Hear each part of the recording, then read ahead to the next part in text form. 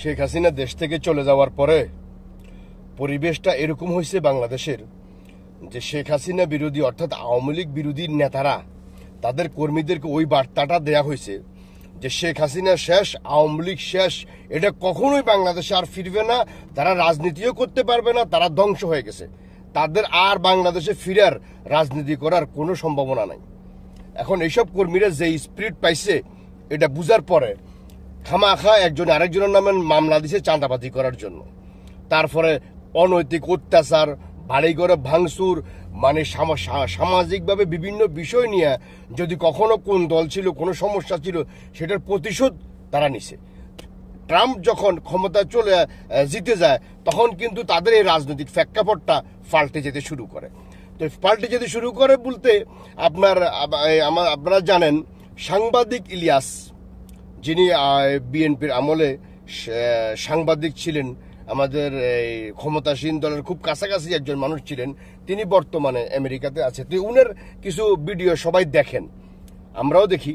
তো এখন কথা হচ্ছে উনি যেসব কথাবার্তা ইতিমধ্যে বলতেছেন, যেসব মানুষগুলাকে আপনার আওয়ামী বিরোধী নেতারা উস্কে দিয়ে সাধারণ নেতা কর্মীদেরকে যেসব অপরাধগুলো করাইছে, উনি ওই সাংবাদিক ইলিয়াসের আজকের বর্তমানে যেসব কথাবার্তা শুনতেছি এখন, এসব কথাবার্তা মনে হচ্ছে যে প্রেক্ষাপট চেঞ্জ হয়ে গেছে, আওয়ামী লীগ ক্ষমতা চলে আসবে।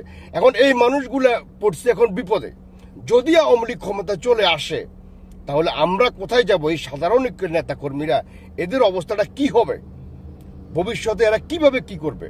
এদের এই টেনশনে এদের কিন্তু এখন আনএক্টিভ হয়ে গেছে।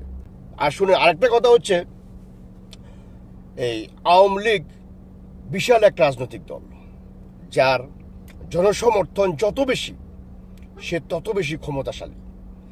আপনি যত বড় ক্ষমতাবানই হন না কেন, যেমন আপনার অনেক বেশি ক্ষমতা আছে, শরীরে অনেক শক্তি আছে, আপনি 1 জন 10 জন, হ্যাঁ, এই পৃথিবী জন্মের পর থেকে আজ পর্যন্ত অনেক ক্ষমতাবান মানুষ, অনেক শক্তিশালী মানুষ পৃথিবীতে আসছে, মানুষের উপর অত্যাচার করছে, মানুষের ক্ষতি করছে।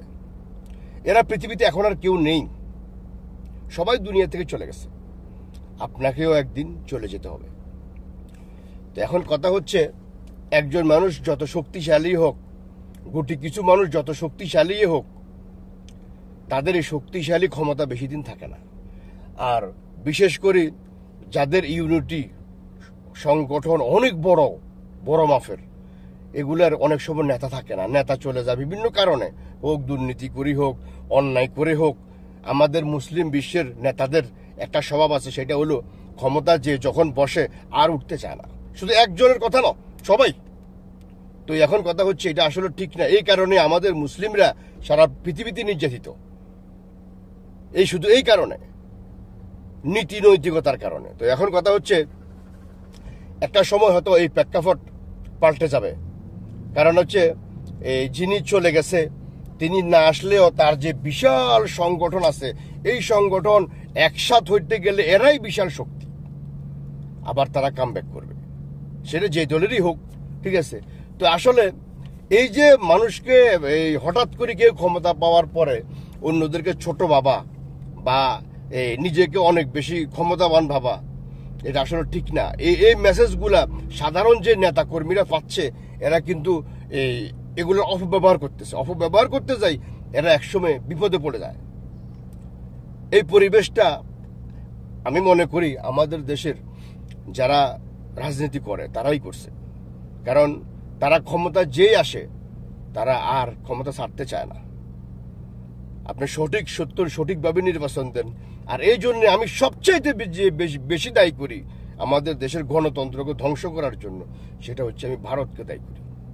এই ভারতের কারণে আজকে আমাদের দেশে এক ভাই আরেক ভাইকে দেখতে পারে না, চাচা ভাতিজাকে দেখতে পারে না।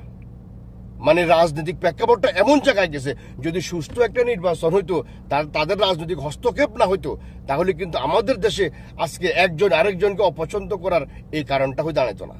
সুষ্ঠু নির্বাচনে যে বারবার ক্ষমতা আসতে অসুবিধা নেই। তো যাই হোক, সবাই ভালো থাকবেন। আসসালামু আলাইকুম।